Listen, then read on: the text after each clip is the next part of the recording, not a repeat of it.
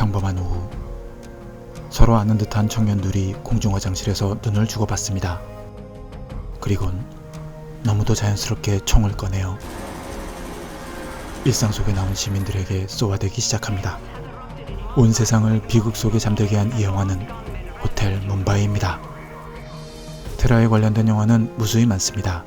게다가 테러의 그 잔혹함, 그 본질은 잠시 잊어버리고 영화적 재미와 쾌감에 빠져 허우적거리기 일쑤죠.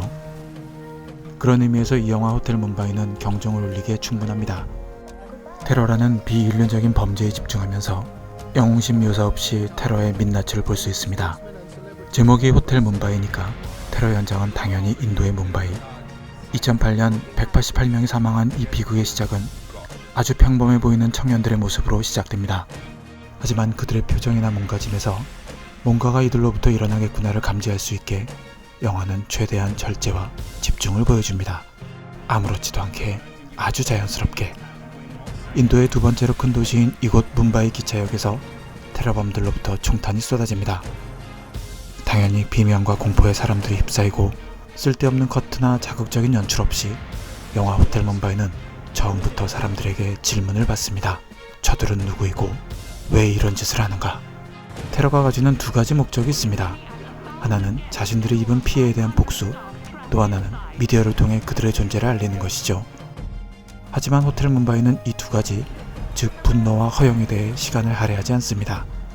그들이 아무리 피를 토하는 고통이 있었다 하더라도 가해자로서 그들의 모습은 종교와 이념에 속아 넘어간 멍청하고 비열한, 최소한 인간으로서의 존엄이 사라진 쓰레기들입니다. 영화는 최소한의 드라마 스토리만 유지한 채 가해자와 피해자의 모습을 보여줍니다. 광기와 공포를 말이죠. 여기엔 대단한 영웅이 나오지 않습니다. 그 상황과 신념에 충실한 아주 평범한 사람들만이 등장하죠. 그렇기에 이 영화 호텔 뭄바이는 더욱 가슴이 아픕니다. 그러다 영화 보는 중간에 문득 궁금증이 폭발하게 됩니다.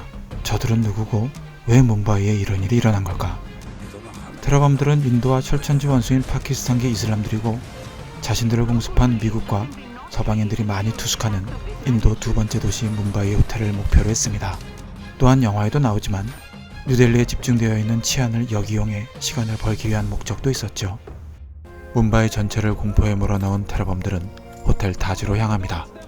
그리고 도망치는 사람들도 가장 안전할 것이라고 믿는 호텔 타지로 향하죠. 호텔 직원들은 친절히 그들 모두를 안으로 들입니다. 테러범들도 교묘하고 야비한 쥐새끼처럼 숨어들고 말이죠. 여기서부터 영화적 인물과 드라마가 시작됩니다. 하지만 등장하는 인물의 이름이 큰 의미가 없습니다. 그저 가해자 그리고 피해자로 나누는 것뿐이죠. 영화는 사실을 기반으로 하고 있고 그 역사적 비극 속엔 어떠한 포장도 필요치 않다는 것을 감독은 잘 알고 있는 것 같습니다. 그렇지만 어쨌든 이건 영화니까 가해자부터 살펴보겠습니다. 의미 없는 이름들이 나오지만 나열하진 않겠습니다. 그들은 누군가에게 세뇌당해 조종받고 있었고 그들이 하는 짓이 어떤 의미인지 전혀 알 수가 없습니다. 왜냐하면 종교적으로 그들은 너무나도 옳은 일을 하고 있었기 때문이죠.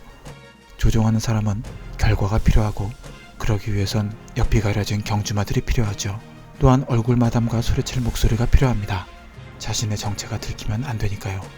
그러니 뒤에 숨어서 부추기고 가짜 뉴스와 선동으로 어찌 보면 불쌍한 또 다른 피해자인 테러의 가해자가 타짜에게 속아 넘어가는 스토리를 관객들에게 선사합니다. 헐리우드 영화에 익숙한 우리들에게 테러범들의 대부분은 반서방, 반기독교계입니다. 줄기차게 쏟아내는 알라의 뜻이 굉장히 궁금해지다 하다가도 눈살 찌푸리며 알고 싶은 생각이 싹 달아나는 게 사실이죠. 또 어떤 면으로는 서방 세계의 표본인 헐리우드과 기독교계가 벌이는 21세기형 십자군 전쟁에서 다른 의미로 선입견이 생길 수도 있습니다만 테러범들이 표방하는 이상은 오히려 역겹기까지 하니 영화적 표현을 차치하더라도 그들의 행동은 구원받을 수 없는 모습으로 보입니다. 그들은 그저 절대 용서받지 못할 사냥개, 그 이상 이하도 아닌 존재 그 자체입니다. 피해자들의 모습은 그저 우리들입니다. 가족과 함께 즐거운 추억을 나누고 가족을 위해 일하며 여행을 하는 그런 우리들 말입니다. 웃음이 지옥으로 변하고 일터가 사라지며 죽음 앞에 공포에 질린 나약한 인간의 모습을 지닌 우리들 말입니다. 누차 말하지만 선과 악의 대결 구도는 영화에서 무척 흔합니다. 그리고 선이 악을 이기는 과정은 극한 상황에서도 희생하며 서로를 아끼는 선함 그 자체죠. 호텔 뭄바이에서 한데 모인 선한 사마리아 사람들은 인종과 종교를 따지지 않습니다. 서로를 위하며 생존하기 위해 쓰죠. 악이 소멸하는 과정 역시 크게 다르지 않습니다. 분열하고 살생을 일삼는 악 그 자체입니다. 그들이 보여준 모습은 공감을 이끌어낼 수 없고 오히려 악의 모습을 선명하게 하는 다른 효과를 가져왔습니다. 헐리우드 히어로가 등장하지 않지만 어떤 영화보다 많은 영웅들이 등장하는 영화 호텔 뭄바이는 단지 테러의 잔악함을 고발하는 데 그치지 않고 악의 세력에게 경고를 날리는 영화입니다. 수백 명이 죽거나 다칠 수는 있어도 수십만이 저항하며 일어날 수 있다는 것을 말이죠. 결국 선은 승리한다라는 간단한 진리를 품은 영화지만 크고 작은 테러는 어디에서라도 일어나고 있습니다. 누군가를 선동하고 가짜뉴스를 퍼뜨리는 일상의 테러는 우리 주변에 흔해졌고 결국 판단을 흐리게 해 선과 악의 경계를 모호하게 만들죠. 테러는 언제 어디서라도 일어날 수 있지만 언제 어디에도 일어나면 안 되는 일입니다. 그러기 위해선 진짜와 가짜를 알아야 합니다. 그래야 속아 넘어가지 않고 선동의 도구로 쓰여지지 않죠. 헐리우드이 아닌 호주에서 만들어진 게 조금 의아하긴 하지만 상관없습니다.